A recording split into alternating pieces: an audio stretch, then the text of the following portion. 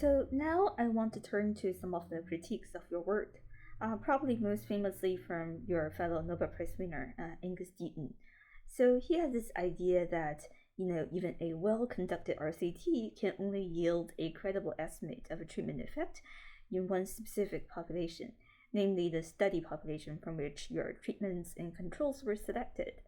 But once you go beyond that population, then you immediately run into a credibility issue.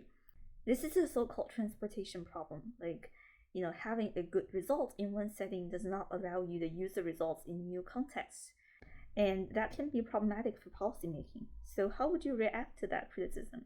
I find this completely I think it's true of every piece of empirical research. It's true of the fact that we walk out of the door and when we step on the street doesn't collapse. How do we know that it won't happen tomorrow? I mean, I find this a little bit of a meretricious point. Fine, it's true that you can never generalize, but that's true in everything. We sort of assume the world is a stable place. And a lot of the people seeing this will estimate structural models as if with this idea that somehow people have deep parameters that are fixed and that somehow the world is unstable. I'm sort of more convinced that the world is maybe more stable than individuals. So I just have very little understanding of where this deep criticism is supposed to come out of. I mean, I fully understand it in the sense that, yes, sure, it's true. And I wouldn't dare give a policy recommendation based on one study. We do 5 or 7 in different places. And, we try to look at the quantile treatment effects. We cut up the data and look in 2 different locations. Do we get the same thing? We do all those things. But beyond that, all empirical knowledge is kind of conditional on where you get it from. If you think about, where we learn about, let's say you didn't do RCT, you did some other form of empirical work, you'll still be comparing A to B, and A is some small set of people who happen to be on this side, and another, B was some other smaller people who was happened to the other side, and why they were on 2 sides. You make an argument to make that credible, but all in that process, you are really again looking at small numbers of people. That's always the nature of the beast. I don't think RCTs are that small relative to other things. These days, I've done RCTs where 11 million people were affected, but that's not small. I see. I just find this a bit like, fine, it's an easy point to make, but it's not as if we are, there's a lot of alternative where I could just do that, and then of course I'm going to have fully generalizable results. That's the part I find entirely suspicious. I see. No, that's an interesting point. But let me ask you this. Is there a study that you wish you could have done differently? Or a paper that you wrote in the past, but when you read it today, you're like, oh, this does not make sense. I wish I had done it that way. Is there an example of an experiment that you can think of? Or even a mistake you make that you wish you could sweep under the rug? Yeah, so I think probably the most telling example of that is less that I think we got the answer wrong. I think we got the answer we reported right, but we didn't fully understand it. And the reason was our samples were small and many things were hard to pick up. So I think that's a place where I think the criticism is valid. So I give you the example. The example is microcredit. The first experiment in microcredit that was in conventional microcredit is the one we did in India. We looked at the results. The results were very reliably a 0. Nobody's incomes went up. And that has been replicated over and over again, finding that nobody's income went up. But we started to notice a pattern as we kept following these people. Now we've followed them for 10 years, so we see it very dramatically, that there was a subset of these people who did benefit from it. And we wouldn't pick it up because the initial effects were small and we were not powered to do that. We just didn't have enough sample to do that. But over time, these divergences are so big that you start to see them in the data. So they're significant, large effects on a group of people. Who are these people? People who started the business without microcredit being available. They'd already had a business.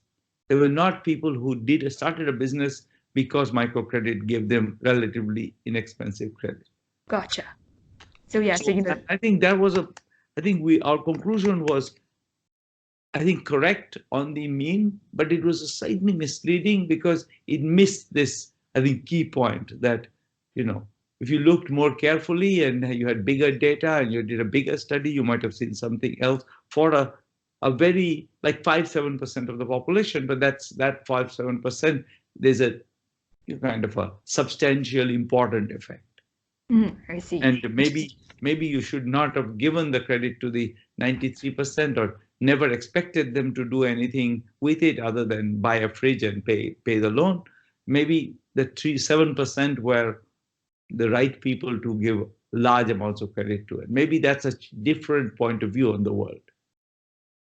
I see. It's interesting that you mentioned the importance of sample size and, all these rich differential effects. I mean, one of the bottlenecks of RCT is its price, right?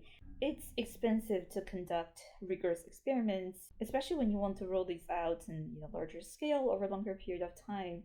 So how would you convince a policymaker to conduct this science-based social science research before implementing a policy? I think it's first order. I think relative to the amount of money that's wasted in bad programs, is nothing. Drop it ocean that you wouldn't even notice. That's first order. Second order, many countries now actually set aside money for pilots before they go to scale. They just don't use the pilots to do, say, scientific investigation. It's like India has a rule which says 2% or something of the funds are for a pilot before you go to it. But then the pilot is not done carefully. So I actually don't think the money is a big issue. Second, I want to say that it's not that the money is, in many cases, there's no real substitute. It's like, because the treatment is if you look at kind of environmental comparisons of, program A with not program A, but program A has 14 elements in it. Governments, when they do reforms, they don't change one thing. But you may want to know what happens if you change one or two things. That might be much more cost effective than changing 14 things. I see. And so you don't even have the variation. You can't really look at that question. There's no choice. I think that's my key point, which is, if you told me that here's a case where I could do with exactly the same thing using pre-collected data that is collected for some other reason, is available and you can use it cheaply, I would say, please find another way of doing it, and let's start with that, because let's see if we get something there, then maybe we want an RCD, maybe not. Most of the time, there's no choice. It's not that you're really sitting on, two options and choosing one. 这里呢是华尔街电视专访诺贝尔经济学奖得主班纳吉系列专访的第2期。班纳吉认为，不要去过多预计宏观趋势，也不要总想着实现宏观发展的奇迹。对政策的效果不应该想当然，而是应该进行严谨的科学实验，进行随机对照，而得出科学准确的结论。在本期专访中，他特别讲到了他在印度针对小微贷款作用所进行的研究。小微贷款在孟加拉国的成都一度让很多人认为它会成为一种新的商业模式，但是问题在于获得小微贷款的人不一定就能成功。他在印度做了田野调查，向人们询问哪些是具有企业家精神的人，并给被推荐者几百美元的贷款。结果发现，最被看好的人每月的投资回报率高达 25%， 而其他人则基本没有收益。他就此表示，有一些问题应该更加仔细、全面地去研究当地的情况和具体的情况。同时呢，他还曾经指出，有一些扶贫的政策之所以不奏效，是因为政策制定者不是按照穷人的思维来考虑问题，而是从自己的角度出发。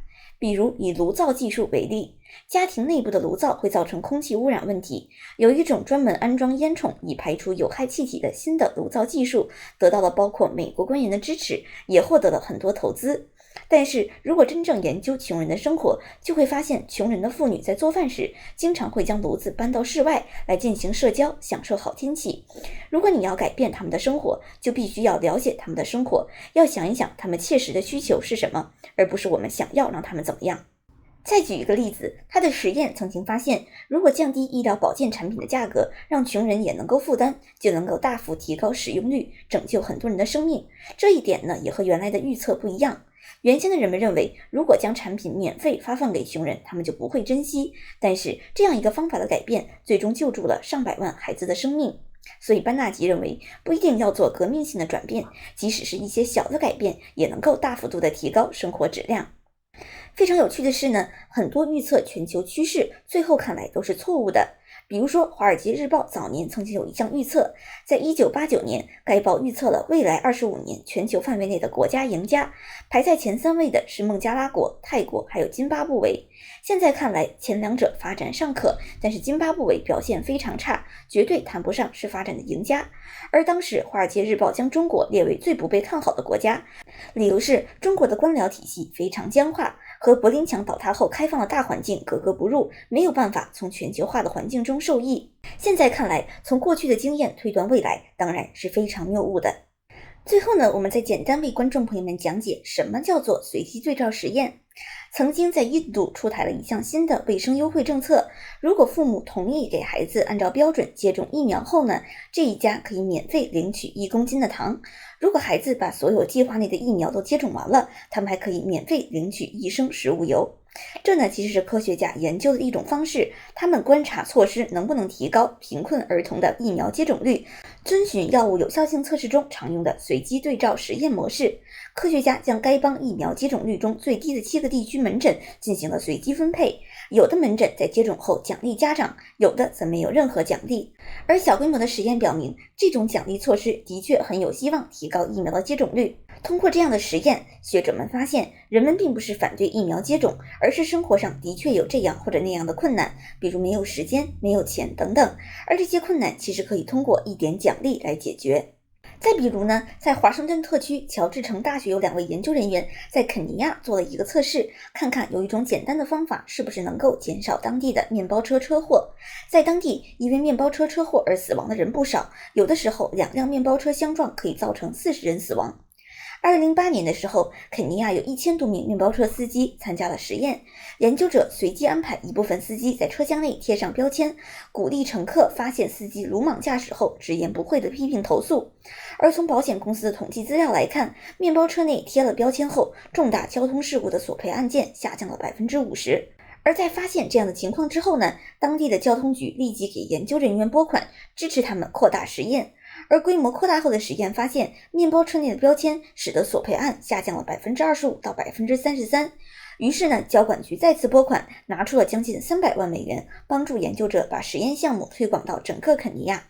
再比如呢，哈佛大学有一位经济学家在肯尼亚也做过类似的对照实验，他发现维修教室、补贴教材还有校服可以提高学生的出勤率，但是对于考试分数却没有任何影响。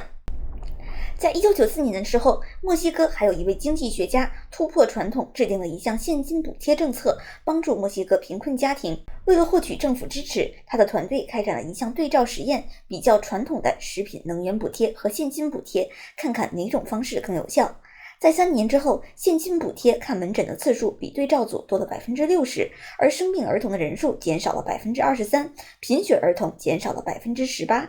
后来呢，这项研究被称为 Prospera， 它几乎纳入了墨西哥的所有穷人，为政府决策提供了有力证据，也激发了拉丁美洲还有非洲开展类似项目。